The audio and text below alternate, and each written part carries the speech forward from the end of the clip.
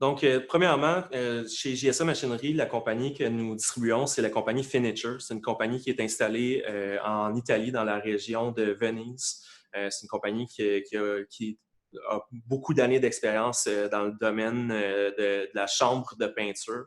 Leur expertise à la base était vraiment l'automatisation d'une chambre de peinture. Puis avec ça, avec le temps, avec les technologies qui ont avancé, naturellement, là, les robots sont venus prendre de la place importante dans leur conception. La première technologie disponible qu'on pourrait parler, ça serait les systèmes d'imprégnation. Souvent dans le jargon, on va dire du flow coating. On a différents principes. Dans le fond, on peut aller à l'horizontale ou à la verticale, comme on peut voir à l'écran présentement. Donc, à gauche, on a un système là, à l'horizontale. Ce système-là, dans le fond, lui, va nous permettre d'un peu automatiser le travail du peintre, mais encore là, on va rester dans de la semi-automatisation parce que vraiment, ça va être au niveau là, de l'entrée et de la sortie de la pièce que ça va se faire manuellement. Quand on parle de flow coating, on va parler là, vraiment de traitement de bois. On ne va pas parler nécessairement de peinture. Donc, on parle d'une application là, qu'il n'y a pas vraiment de paramètres à respecter au niveau là, de l'épaisseur ou de la quantité de produits qu'on va mettre sur le matériel. On va vraiment prendre un principe de douche de produits qui va être lancé sur le produit. Quand on tombe dans un principe à la verticale, donc, je vais avoir une photo ici. On peut voir ici là, la chambre dans laquelle les pièces passeraient. Donc, les pièces vont vraiment être à la verticale. Dans ces cas-là, ce qu'on va aller chercher, c'est vraiment une facilité d'automatisation. On serait capable, dans un cas comme ici, qu'on peut voir, là, de placer les pièces sur une chaîne de production. Donc, on aurait le même principe qu'avec un système de robot, mais c'est l'application qui va être différente. Donc, on va avoir un schéma, de la pièce va passer, va aller dans une période de séchage, etc. Donc, la deuxième technologie dont on peut parler, on va parler de robots cartésiens. On n'est pas tout à fait encore là, dans les robots comme qu'on a en tête là, avec qui est comme un bras télescopique. On va rester encore une fois dans une application qui va être plus spécifique, un peu comme le flow coating, mais là, dans ce cas-là, on va parler vraiment d'application de peinture.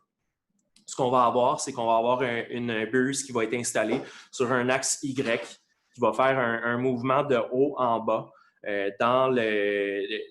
sur les pièces qui vont passer.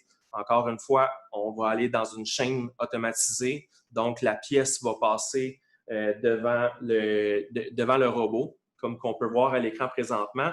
C'est pas la meilleure photo nécessairement, mais on voit qu'il y a des jambages qui sont installés sur des crochets. Puis la pièce, elle, passe devant le robot. Le robot va faire son principe, son haut en bas sur son axe. Puis une fois que la pièce va être terminée, bien, la chaîne va reprendre son allée puis emmener la prochaine pièce devant le robot. Ici, on travaille avec un principe qui est moins précis qu'un humain. Encore un peu comme l'imprégnation, là, on parle vraiment là, d'une douche de produits. Donc, on n'est pas nécessairement là, à la qualité de travail d'un robot à 6 axes. Les applications qu'on pourrait faire avec ce type d'application-là, ça va ressembler, par exemple, faire une couche de fond ou un primer en bon français pour des portes ou un primer pour du jambage, tête-seuil, pour vraiment le donner. On parle vraiment d'une couche de fond que c'est pas plus grave que ça si on a un peu une coulisse ou qu'on manque de matériel à certaines places, là, qu'on ne s'attend pas à un travail qui est parfait comme quand on va venir peinturer là, une porte extérieure ou une fenêtre extérieure. Ensuite, on va passer aux robots anthropomorphiques. Les robots anthropomorphiques, c'est communément appelé là, les robots à 6 axes, un petit peu plus facile à prononcer aussi. Je me suis pratiqué quelques fois là, pour être capable d'arriver à le dire sans m'enfarger.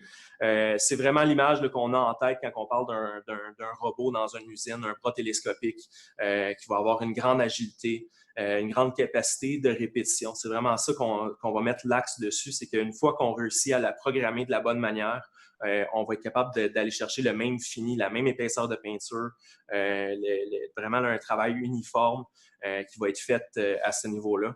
Avec le robot. Puis, naturellement, ben, on va remplacer le travail d'un humain. Donc, ce robot-là, ben, il ne sera jamais malade, il n'aura pas mal à la tête ce jour-là. Il n'y a pas une journée qui va travailler moins vite qu'un autre, donc mettre plus de peinture, moins de peinture, etc. Ça va vraiment toujours être la programmation qu'on lui a faite.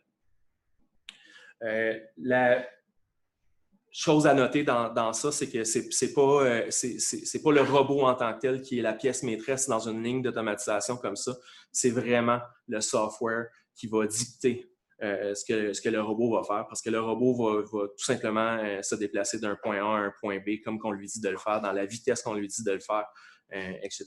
Fait que c'est vraiment là, la technologie que Finisher vend, c'est vraiment au niveau du développement du software qu'ils ont créé avec le temps.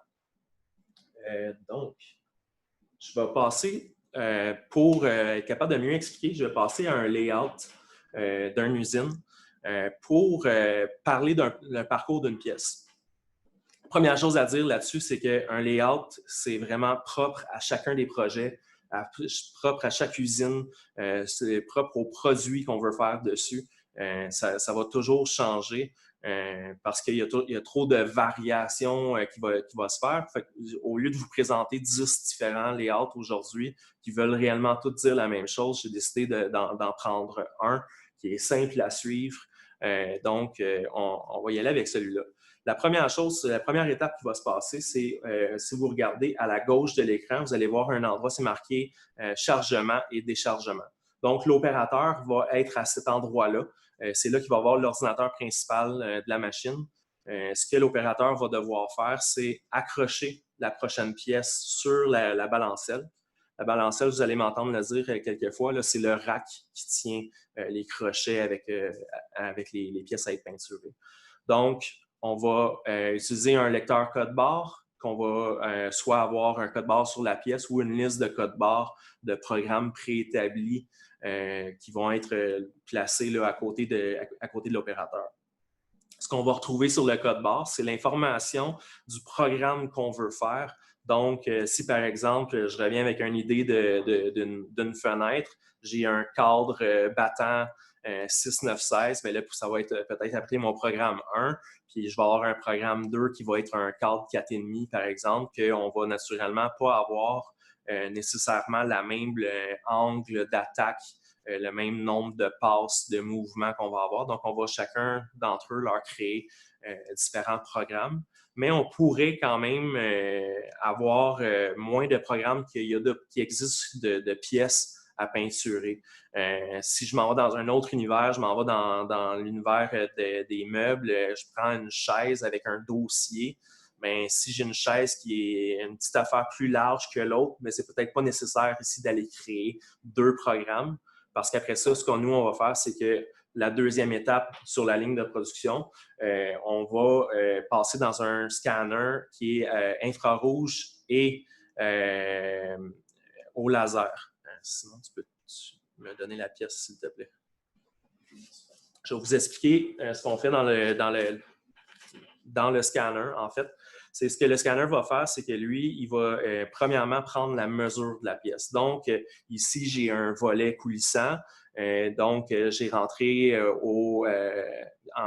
avec le lecteur de code à base, j'ai dit, j'ai mon programme numéro 3, par exemple. Je veux le peinturer noir. Donc, le robot, lui, reçoit déjà cette information-là, mais le robot, il a besoin de savoir quelle grandeur est ma fenêtre à peinturer ou ma pièce, peu importe l'application qu'on va utiliser.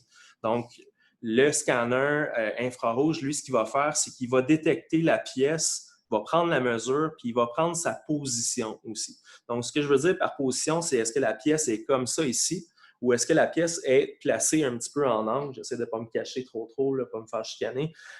Donc, on va y aller comme ça. Ce que les lasers, eux, vont faire, ce qu'ils vont faire, c'est qu'ils vont détecter en profondeur la position de la pièce. Donc, si sur le crochet, je suis un petit peu, là j'exagère, mais un peu en angle comme ça parce que la pièce est plus lourde d'un bord quand je viens de l'installer, ça, c'est vraiment les lasers qui vont faire ce positionnement-là. Donc, la pièce va continuer son chemin. Si je peux avoir le layout, s'il vous plaît. La pièce va continuer son chemin. Ici, on va voir, il y a une zone de tampon là, où on voit là, 6 dans le bas de l'écran, on voit 6-7 balancelles qui sont placées.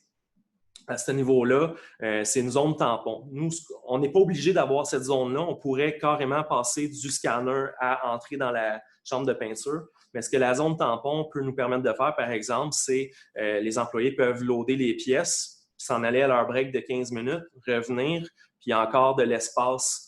Il y a encore des pièces qui sont en train de se faire peinturer. Donc, on n'a pas perdu de temps là, de production dans notre journée. Donc, on peut vraiment les maximiser l'utilisation du robot. On peut même exagérer ça puis aller mettre un espace pour 25 balancelles puis dire qu'il y a un employé qui vient loader une fois à l'heure. Il n'y a pas, comme je disais, là, il n'y a pas de layout préétabli à ça. C'est vraiment ce que votre imagination peut penser. Il s'agit juste de le mettre sur le dessin. Donc ensuite, la pièce va rentrer dans la chambre de peinture, la chambre du robot. Ici, dans le fond, l'élément important à comprendre, c'est que le robot, lui, il dicte la vitesse à laquelle la pièce va se déplacer. Donc, à partir de ce moment-là, le système de rail devient un système il y a une deuxième rail qui rentre en compte. Un peu comme ceux qui sont adeptes de ski, un chairlift. Si vous vous demandez comment ça que la chaise qui arrive devant vous, elle a ralenti, puis que l'autre chaise en avant de vous continue d'aller à la même vitesse, mais c'est simplement parce que la chaise a traversé sur une deuxième rail et est revenue sur la rail principale. Donc, on est capable de faire le même principe.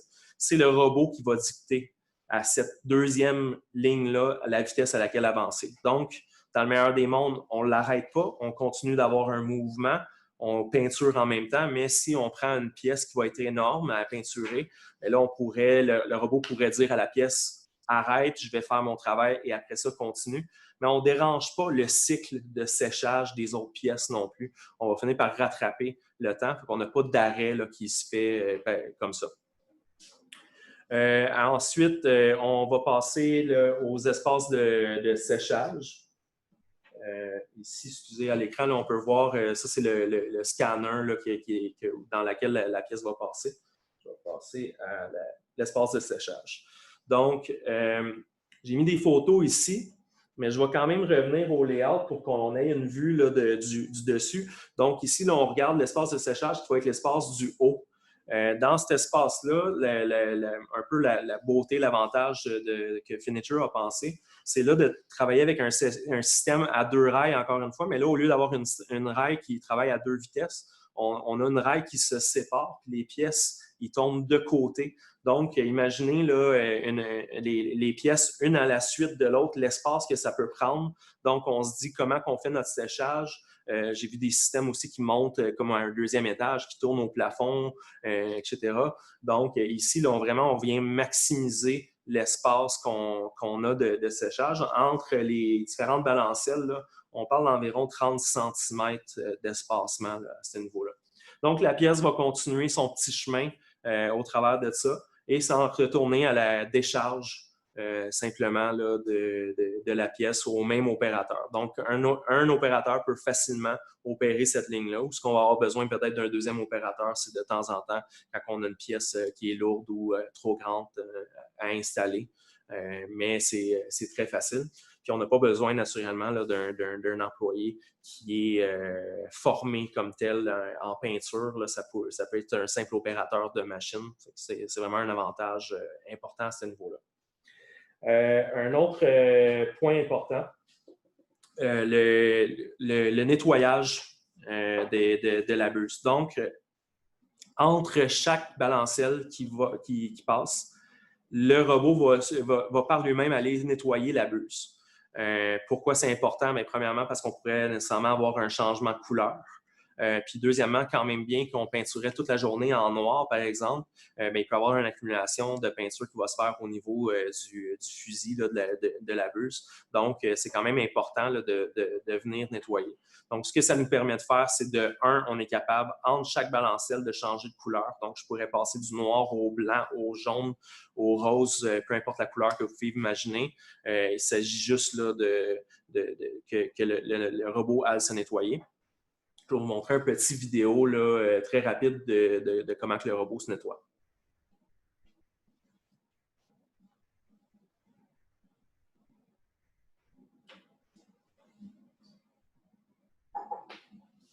Donc ici, il est en train de peinturer. On va finir son travail, puis il va s'en aller à l'espace de nettoyage.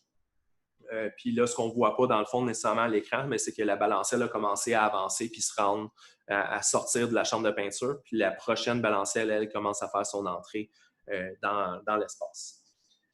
Ensuite, j'ai parlé un peu de couleurs. Mais là, on va tomber dans la station de pompe. Ici, principe fort simple. Vous pouvez avoir le nombre de pompes que vous voulez, mais naturellement, comme dans toute bonne production, il y a souvent des couleurs qui sont les couleurs standards. Si je prends encore l'exemple de la porte-fenêtre, le noir est très, très, très populaire ces jours-ci. Donc, on pourrait, par exemple, avoir une pompe de noir. On pourrait avoir une ou deux pompes de couleurs qu'on appellerait les couleurs custom. Pourquoi je dis deux? Parce qu'on pourrait, par exemple, avoir une balancelle ou plusieurs balancelles là, qui vont être, on va dire, gris pour l'exemple. Puis après ça, la prochaine commande que j'ai à faire, je veux passer au rose. Donc, je veux me laisser une deuxième pompe custom pour être capable de changer de couleur custom. Mais dans le fond, ce que l'opérateur doit faire, c'est d'assurer de suivre sa liste de production de la journée puis s'en aller là, à préparer les pompes custom pour la prochaine couleur qui va devoir passer. Capacité limite. La peinture à l'eau, peinture au solvant, c'est la grosse question qui va toujours être posée. Les robots ont la capacité de faire un ou l'autre. Je vais laisser le soin à Marie-Pierre de débattre sur le bon et le moins bon de l'eau et du solvant. C'est pas dans mes connaissances nécessairement, mais ce que moi je peux dire, c'est qu'au niveau là, de la peinture au solvant, mais ça prend un système anti-explosion. On peut facilement avoisiner là, un projet comme ça dans les 100 000 $ de plus pour être capable de le faire. Un autre élément très important, c'est au niveau de la température. Est-ce qu'il fait chaud? Est-ce qu'il fait froid? Est-ce que c'est humide? Est-ce que c'est sec? Donc, on peut installer, là, par exemple, des airs climatisés, des humidificateurs pour laisser la chance, là, naturellement, à la peinture de sécher le mieux possible. Ensuite, les balancelles. Les balancelles, on peut les avoir de 2 mètres, 2,5, 3 mètres, 3,5, 4. C'est, dans le fond, là, les grandeurs standards. Naturellement, là, on pourrait aller dans le beaucoup plus grand que ça, dans des projets plus spécifiques. Si je pense à des murs préfabriqués de maison, là, on a vu des images de ça, qu'on est capable d'aller jusqu'à 20 mètres de long, mais bon, l'idée principale, c'est que dans la fenêtre, généralement, on pourrait penser à, par exemple, une balancelle de 3 mètres qu'on mettrait un cadre et ses deux volets qui vont être naturellement peinturés de la même couleur. On pourrait les mettre sur la même balancelle puis passer la balancelle comme ça. Les capacités du robot. Élément très important.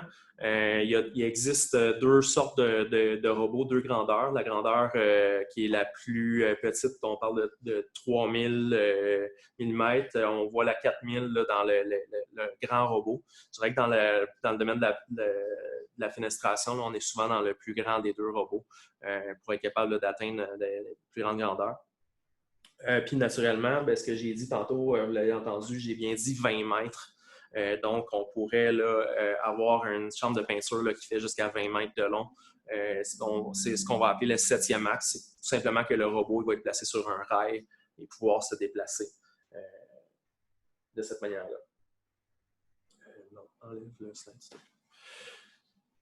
Calcul de vos besoins. La première question, naturellement, qui nous vient toujours quand on rencontre des clients, c'est est-ce que je peux changer ma chambre existante?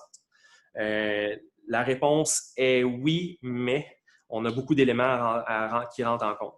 Le premier élément, c'est au niveau là, de la chaîne de déplacement. Naturellement, pour être capable de mesurer ma pièce, j'ai besoin de passer dans un scanner. Donc, si je n'ai pas un déplacement qui se fait, je ne peux pas mesurer ma pièce, je ne peux pas la peinturer avec le robot. Si encore là, je retourne encore avec le scanner doit avoir un emplacement. Donc, des fois, on a vu là, des chambres de peinture que oui, il y a déjà une chaîne existante, mais on n'a pas d'espace pour mettre le scanner lui-même. Donc, encore là, c'est un élément très important. Les principes de monorail. Principe de monorail, comme j'ai parlé tantôt, qui ne se sépare pas en deux, là, comme au haut de l'écran, ben c'est sûr que ça va faire en sorte de ralentir la production, le manque d'espace dessus. Puis, on va également, là, quand on va être devant le robot, bien, si on arrête la ligne parce que le robot va pas assez vite pour peinturer la grande pièce, bien, on peut penser qu'on n'est pas en train de décharger une pièce non plus, on n'est pas en train d'en charger une nouvelle. La pièce doit être stable. Donc, une fois qu'elle passe devant le scanner, la pièce ne doit pas changer de position. Elle peut balancer un petit peu à cause du mouvement, mais on ne doit pas là, tomber complètement, changer de côté. Donc, si on change de côté parce qu'on n'a pas un bon système de crochet, bien là, le robot va tout simplement peinturer dans les airs à côté de la pièce. Grandeur maximale qu'il faut penser, si on pense souvent là, aux bouts de peinture d'auto, qui sont les plafonds qui sont très bas, bien, il faut considérer qu'on a besoin de 600 mm au sol pour être capable de bien peinturer le bas des fenêtres. Donc, si on prend 600 mm du sol, votre plus grande fenêtre plus un système de rail, ça commence à avoir besoin de beaucoup de hauteur. Donc, c'est un élément important à considérer. L'élément le plus important à considérer, la sécurité des employés. Ce n'est pas un robot collaborateur ici. Donc, le robot doit être dans un espace fermé. Donc, on doit penser qu'on doit être capable de faire rentrer la pièce dans un espace fermé, mais on doit aussi avoir l'espace pour laisser le robot pouvoir travailler sans avoir de collision dans un mur. Le but ici, ce n'est pas de décourager, de dire que c'est impossible de faire un projet comme ça, mais c'est juste d'avoir en tête qu'il y a beaucoup d'éléments qui rentrent en compte, que des fois, d'essayer de modifier une chambre existante va coûter plus cher peut-être que de tout arracher puis de recommencer. Donc, c'est juste à garder en tête. Après ça, on va passer, dans le fond, là, les points, dans le fond, un 6 points importants, soit pour la création d'une nouvelle chambre de peinture ou la modification d'une chambre de peinture si on est capable, encore une fois, de respecter les éléments précédents que j'ai parlé.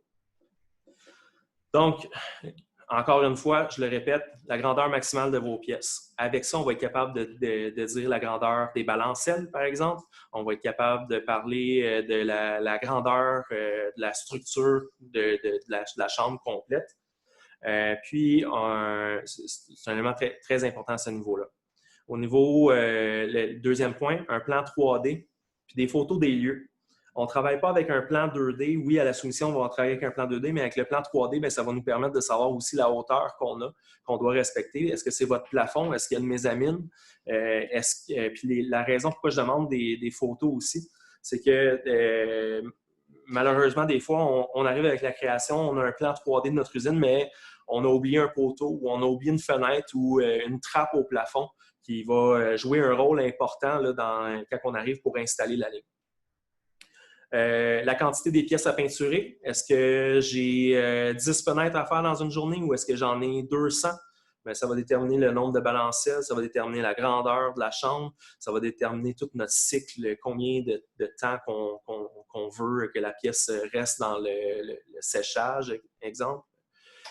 Ensuite, les dessins des pièces, est-ce que je peinture des chaises? Est-ce que je peinture des fenêtres? C'est naturellement pas la même programmation.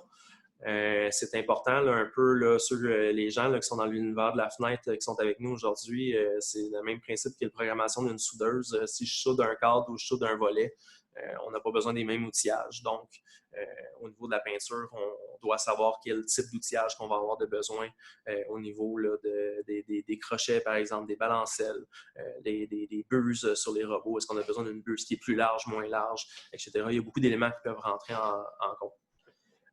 Encore une fois, le nombre de couleurs. Est-ce qu'on a besoin d'une pompe, 2 pompes, 10 pompes? C'est un élément là, important à garder en tête. Puis mon 6e point que je n'avais pas mentionné, que je n'avais pas marqué à l'écran ici, c'est aussi de garder en tête que c'est des projets qui peuvent être faits en 2 étapes. Si on pense à la création d'une nouvelle chambre, par exemple, on pourrait facilement créer la chambre, créer l'environnement, puis après ça, ajouter un robot. Ou même créer une chambre qu'on n'est pas sûr que bon, le volume d'aujourd'hui est respecté, mais ça va être quoi notre volume dans 5 ans, dans 10 ans? On pourrait laisser de l'espace pour éventuellement ajouter un deuxième robot qui, par exemple, là, les robots pourraient se partager le travail. Il y a 2 balancelles qui rentrent en même temps, les 2 balancelles s'en vont. C'est des choses qui peuvent être faites. Si on sépare au niveau budget le projet en deux, c'est assez 50-50, je dirais, là, au niveau là, de la chambre et le robot comme tel. On va être pas mal à mi-chemin là, au niveau du budget. Donc, pour une entreprise qui pourrait avoir de la misère à justifier le projet d'un coup, pourrait définitivement là, dire bon, cette année, on installe la chambre, mais dans 1 an, 2 ans, 3 ans, on installe le robot, puis on va garder notre peintre en attendant, mais le principe va déjà être installé. Puis on sait que ça va être juste façon de parler, un plug and play quand on va arriver au niveau de l'installation du robot. Okay. C'est tout le temps que j'avais pour ce matin pour parler de l'automatisation de mon côté. Maintenant, je vais passer à un petit peu de questions avant de laisser la place à Marie-Pierre. On a Philippe qui demande « Est-ce qu'on pourrait fournir à la pièce uniquement le type de profilé et les dimensions X et Y d'un module de fenêtre ou logiciel et celui-ci comprend-il automatiquement ce qu'il a à faire? » Dans le fond, ce qu'on donne comme information au robot, on ne lui donne pas l'information de la grandeur de la pièce, on lui donne vraiment l'information de c'est quel programme qu'on veut utiliser. Donc, si je comprends bien la question, il faudrait programmer à l'avance les pièces qu'on veut faire. Puis ensuite, de dire, OK, c'est mon programme numéro un tel et de telle couleur. On n'est pas capable là, c'est pas un lecteur optique qui est installé sur le robot qu'on mettrait n'importe quelle pièce devant lui et qui, en faisant une analyse avec une caméra, dirait OK, c'est ça que j'ai à peinturer. Donc, le scanner va déterminer la grandeur, la position, puis utiliser un programme qui est préétabli à ce niveau-là. Philippe nous répond que ça répond à la question. Yann, votre question, je vais la poser à Marie-Pierre à la fin du show. Question. Peut-on peinturer différentes couleurs par balancelle? Non. Une fois qu'on a une balancelle, on peut juste identifier une couleur. Le changement de couleur va se faire entre changements de balancelle. Donc, malheureusement, quand même qu'on aurait un très petit morceau à passer sur une balancelle de 4 mètres parce qu'il y en a un morceau qui ne rentrait pas sur la balancelle précédente, on ne sera pas capable là, de faire un changement de couleur pendant le cycle. Une autre question. Peut-on peinturer du PVC et de l'aluminium en barres longues ou en pièces coupées? Oui, avec le bon système d'accrochage, on serait capable d'aller mettre des extrusions. Là. Par exemple, on a un client qui, lui, coupe son aluminium pour faire une fenêtre hybride, puis il vient installer sur des racks. Un rack qui est fait pour ça, les barres. Ce que le programme, le software va faire, lui va prendre la lecture des pièces qu'il y a dessus, puis il va, encore une fois, si il y a des pièces qui varient en longueur, il va venir s'adapter aux différentes longueurs qu'il y a à faire et peinturer les pièces, encore une fois, par rapport à un programme. Mais là, si on parle d'une barre, on va dire, OK, c'est une passe dans le bas, une passe dans le milieu, une passe sur le dessus. Ça va être de cette manière-là que le programme va être fait. Puis la longueur va être déterminée par l'entrée dans le scanner. Combien ça coûte? Ça, c'est la grosse question. Naturellement, comme j'ai dit plus tôt, il y a autant de layout qu'il y a de fabricants. Donc, donner une idée de budget. Si on parle de l'addition d'un robot uniquement, on va être dans les eaux des 250-350 000. Puis, l'ajout d'une peinture, d'une chambre complète, je l'ai dit un petit peu plus tôt, c'est environ la moitié du prix, le robot. Donc, on va parler de 500 à 600, 700 000. Mais naturellement, là, si on va parler avec un nombre de balancelles puis une grandeur qui est un peu plus standard. Mais si on pourrait avoir un projet d'envergure avec 2 robots, mais on rajoute un 250 000 par-dessus. Il n'y a pas de secret à ce niveau-là, mais c'est vraiment une analyse de vos besoins qu'on doit faire. Donc, s'il y a d'autres questions qui rentrent, ça va me faire plaisir de communiquer directement avec vous. Si vous pensez à d'autres choses, ne vous gênez pas. Vous m'envoyez vos questions. De toute façon, moi, je vais communiquer avec vous là, dans les prochains jours là, pour passer là, à la prochaine étape pour vos projets. Le temps que Marika se prépare, je vous laisse sur un petit vidéo, c'est un time-lapse de notre dernière installation d'une ligne. C'est 3 semaines d'ouvrage en environ 1 minute de travail. Donc, vous allez voir à quoi peut ressembler l'installation d'une ligne comme ça.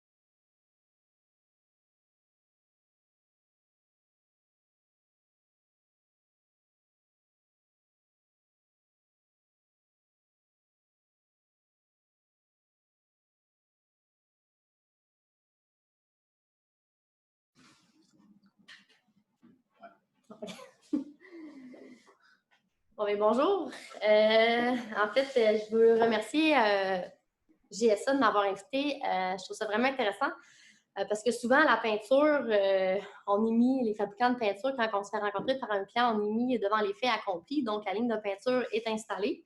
Or, ça devrait être fait depuis les tout débuts parce que souvent, le choix de peinture va nécessiter d'autres équipements. Donc, que je sois invitée aujourd'hui, ça prouve que l'équipe GSA sont vraiment à l'écoute du besoin puis qu'ils connaissent le système au niveau de la peinture puis comment on installe un système parce que ça va ensemble. Donc, c'est vraiment important de faire une recherche d'équipement, d'automatisation et de peinture en même temps. Donc, moi, aujourd'hui, ce que je vais vous parler des différentes unités d'application de peinture pour débuter. Martin a survolé légèrement différents systèmes que vous allez voir. On va peut-être se répéter un petit peu, mais on travaille en équipe, donc ça peut être normal.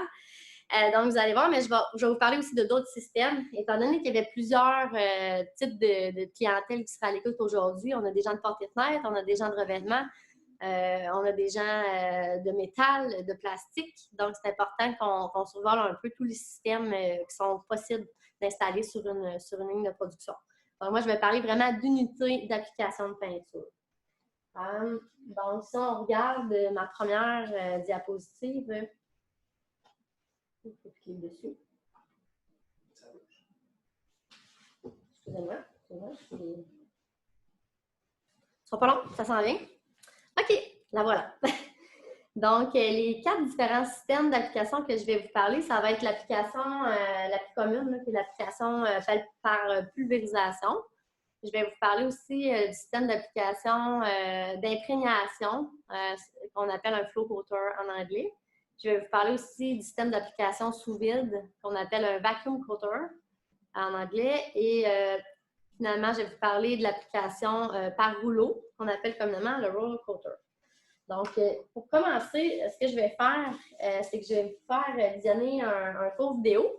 Vous allez voir, il y a 3 différents types de systèmes de pulvérisation là, durant cette vidéo-là. On va regarder ensemble.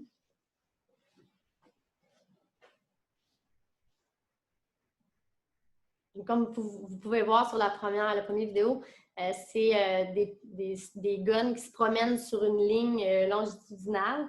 Donc, la pièce de bois avance et puis, dans le fond, le gun pulvérise. Là, ici, maintenant, c'est sur un système de pulvérisateur sur un carrousel. Ça, on voit souvent ça dans l'application des portes intérieures. Et on est encore là.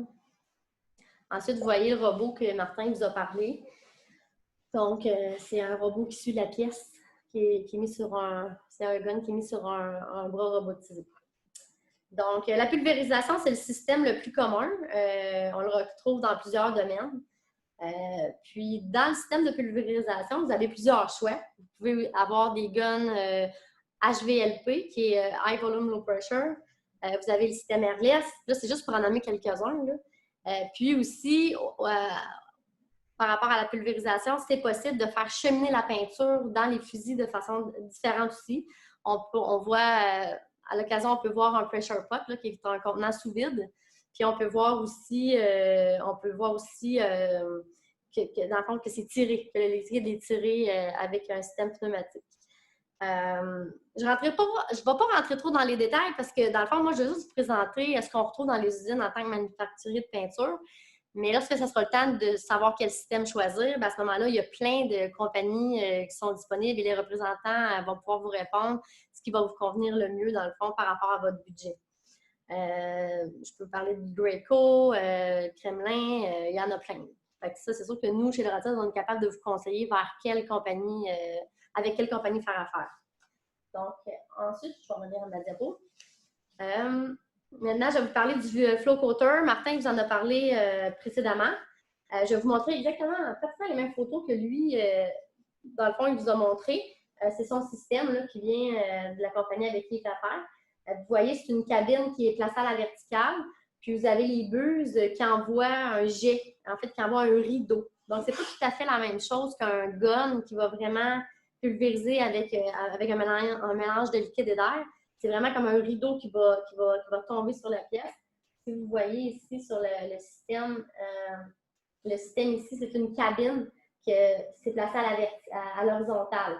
Donc, vous voyez, les petites buses ici vont vraiment laisser tomber un rideau de teinture sur la planche, puis il y a les brosses qui vont enlever l'excédent. L'avantage de ce système-là va être qu'il n'y a pas beaucoup de produits qui va se retrouver dans l'air. Le rideau va tomber, il va y avoir une récupération, dans le fond, du produit qui va être repompé dans le système. Donc, ça, c'est vraiment quelque chose qu'on retrouve souvent au niveau du bois. Le côté désavantage, le désavantage de ce système-là, c'est vraiment que l'épaisseur est plus difficile là, à calculer. Donc, c'est pas comme quand c'est pulvérisé. Donc, on va retourner à mon troisième sujet. Ça va être l'application par Vacuum Coater, qui est une application sous vide. Là, je vais vous montrer une petite vidéo que vous puissiez voir.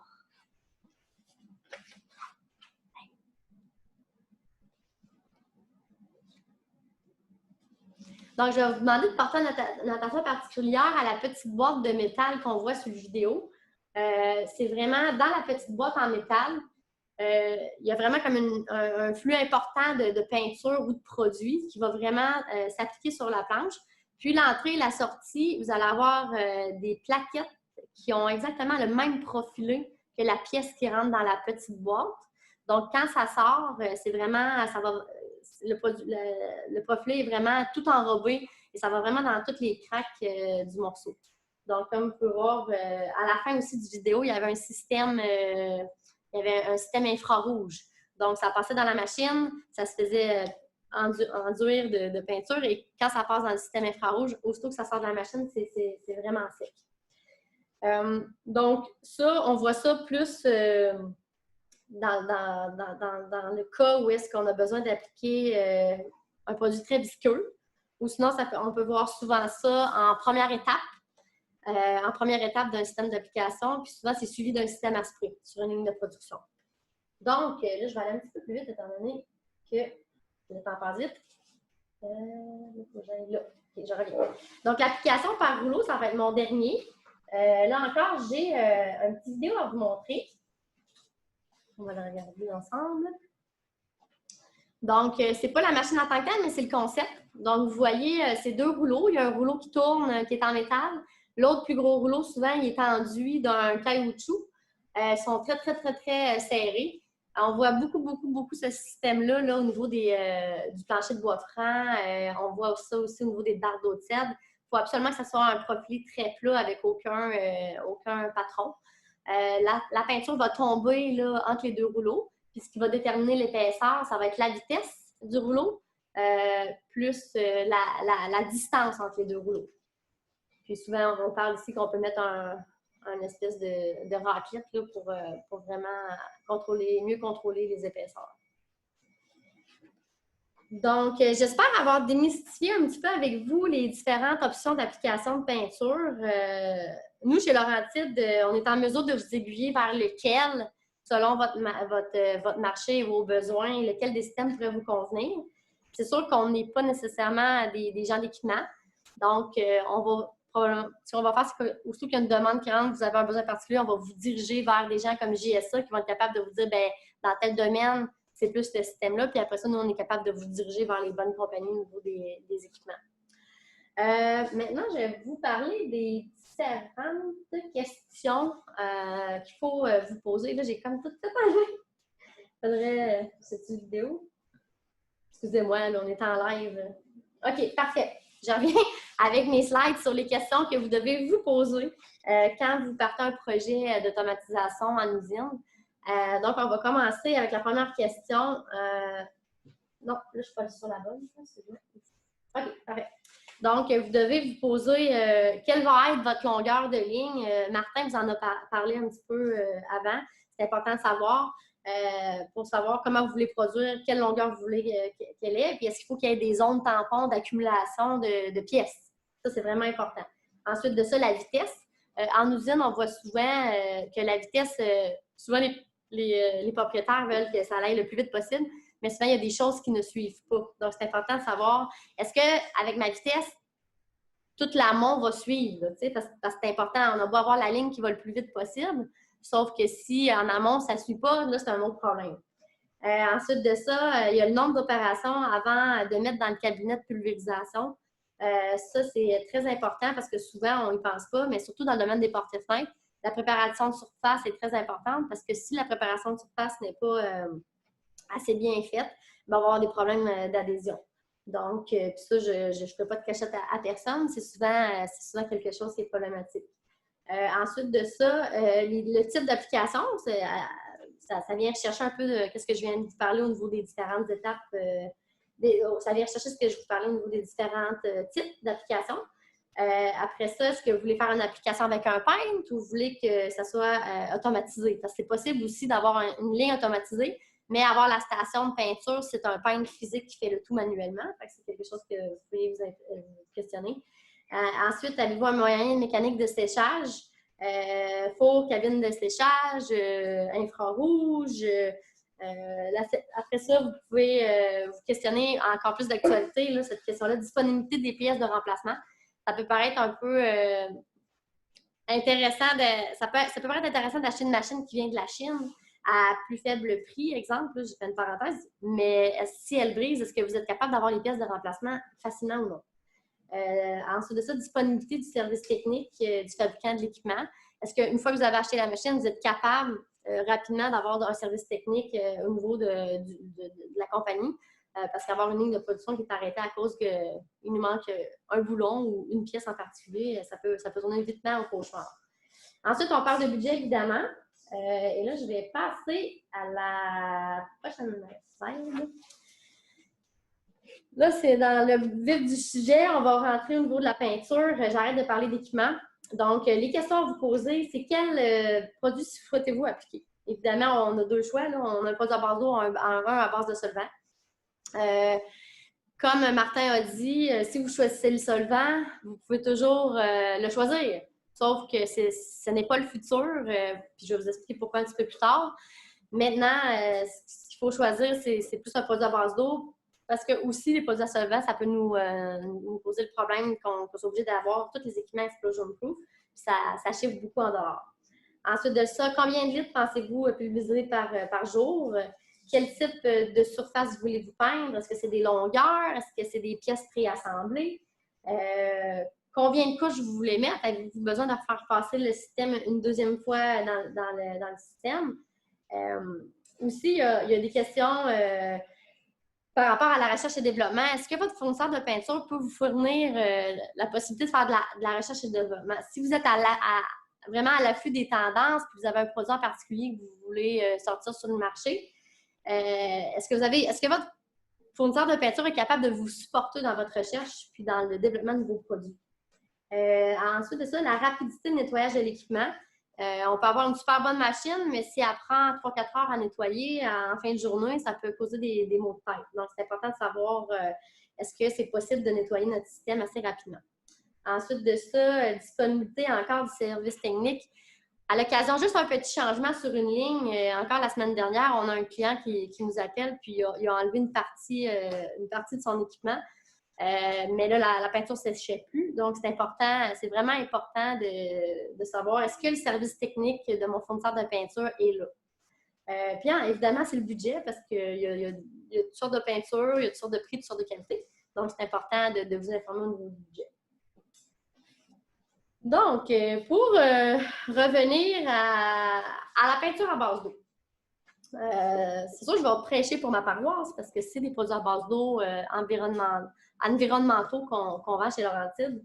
Dans le passé, on a une historique quand on rencontre les clients. Il y a plusieurs manufacturiers de peinture qui ont eu de la difficulté avec les produits à base d'eau au niveau du séchage. Ça, c'est le passé. Maintenant, avec les nouvelles matières premières, avec tous les avancements qu'il y a eu au niveau de la recherche, on peut sans problème dire que maintenant, on est capable d'avoir des produits aussi bons que les produits à base de solvant.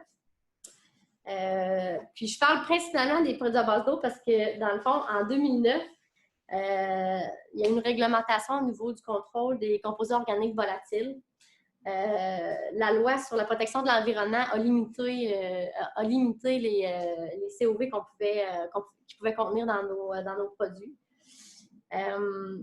Donc, il y a eu des changements majeurs. Il y a plusieurs manufacturiers qui se sont retrouvés avec des produits discontinués. Donc, dans vos recherches au niveau de la peinture, c'est extrêmement important de savoir qu'est-ce qu'ils contiennent. Parce qu'il y a plusieurs produits que, malgré que la loi passe en 2009, ils sont encore disponibles, puis ils sont nocifs pour la santé. Puis, il y en a aussi qui dégagent plusieurs COV, même malgré la loi. Donc, c'est très, très important, quand vous faites un choix, de vraiment vous informer comme il faut au niveau de la peinture. Avec cette loi-là, qui a été mise en place en 2009, ça a fait son travail, puisque depuis 10 ans, on a réduit 75% les émissions de COV dans l'atmosphère. Donc, la tendance est là pour rester. Vous êtes probablement fait achaler par probablement les gens de l'environnement dans les parcs industriels au niveau municipal. Probablement qu'il y a des gens de la CSST qui sont venus vous voir en disant « Peux-tu voir vos fiches techniques? » Donc, c'est important vraiment dans votre choix de vous orienter sur un produit qui est écologique et qui est respectueux de l'environnement.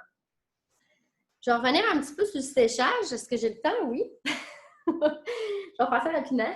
Le goulot d'étranglement en peinture, c'est souvent le séchage.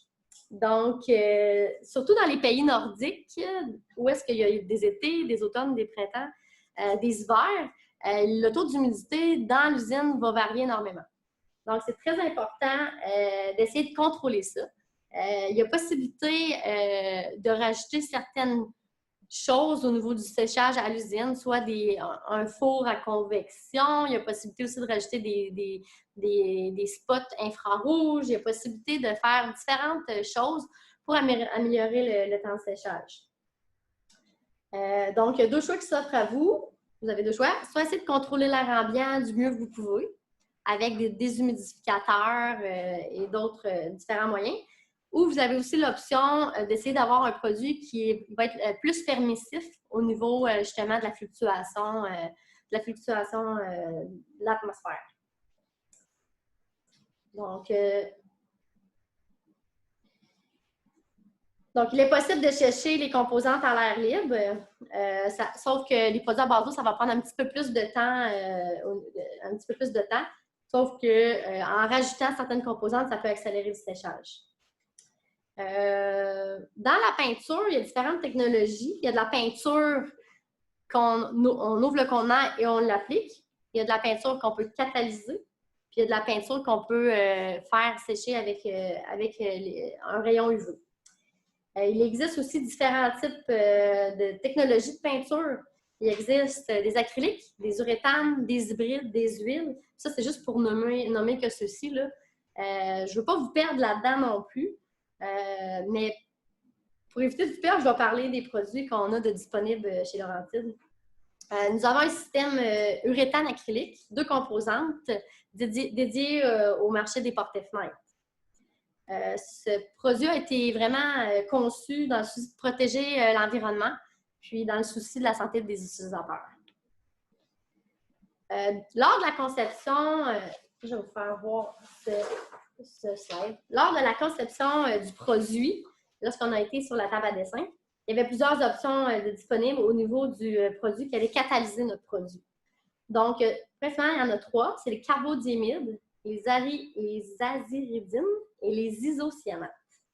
Donc, nous, on a choisi les carbodiémides dans notre produit parce que, dans le fond, la toxicité était très faible. Les aziridines, c'est très nocif pour la santé. Ça a été reconnu aussi par l'Association canadienne du cancer comme étant un potentiel cancérigène. Et les isocyanates sont très nocifs pour les voies respiratoires. Ça peut causer plusieurs problèmes là, au niveau des employés, au niveau de l'asthme, des maladies chroniques. Donc, c'est vraiment pas quelque chose qu'on a priorisé. Donc, tout ça pour vous dire que même si en 2009, il y a eu des lois qui ont été implantées au niveau des COV, c'est encore des produits disponibles parce que c'est des catalyseurs pour les produits à base d'eau.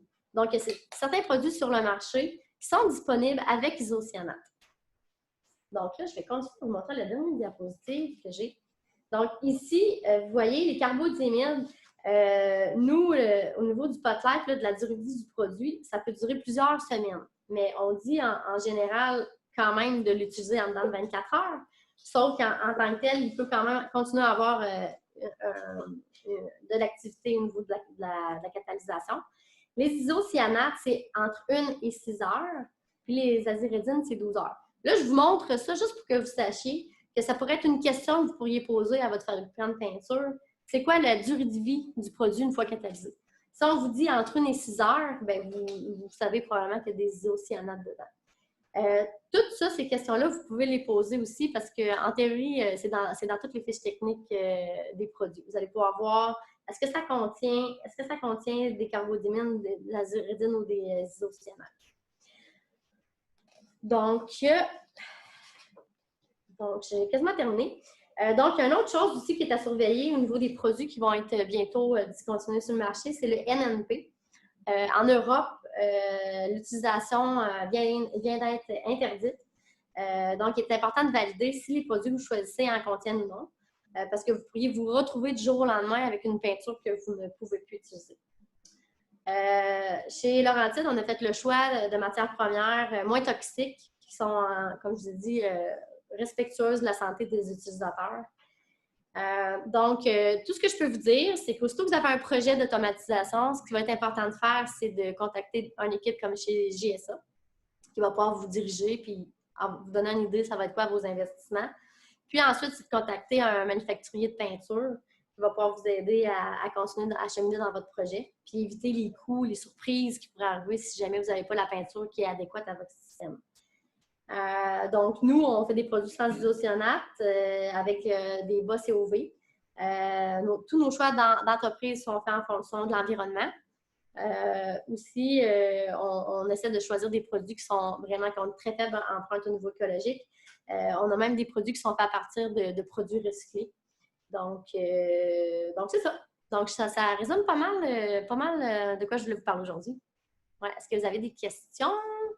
On a Yann qui demande est-ce que c'est possible de faire de la peinture avec de la poudre électrostatique? Oui, ça, c'est quand même assez impressionnant.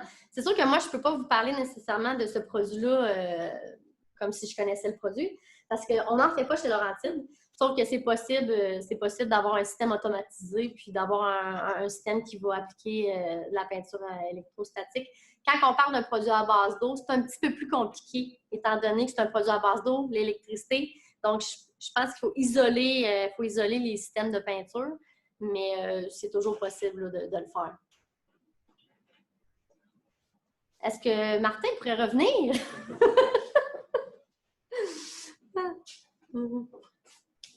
Donc, rebonjour. Encore une fois, on voulait vous remercier de votre participation. C'est grâce à vous que des événements comme ça peuvent fonctionner. Sans votre participation, naturellement, on serait tout simplement en train de parler avec une caméra. Donc, merci beaucoup. Un énorme merci à Marie-Pierre de s'être prêtée au jeu. Marie-Pierre a accepté l'invitation au tout premier webinaire. Puis je me rappelle de mon appel que je lui ai fait. J'ai dit « Hey, veux-tu participer à un webinaire? » Puis sa première question a été « Mais ça va se passer comment? » Puis ma réponse a été simplement « J'en ai aucune idée, je ne l'ai jamais fait. » Donc, merci Marie-Pierre de t'être mouillé les pieds en même temps que nous. Comme j'ai annoncé au début, un petit prix de présence.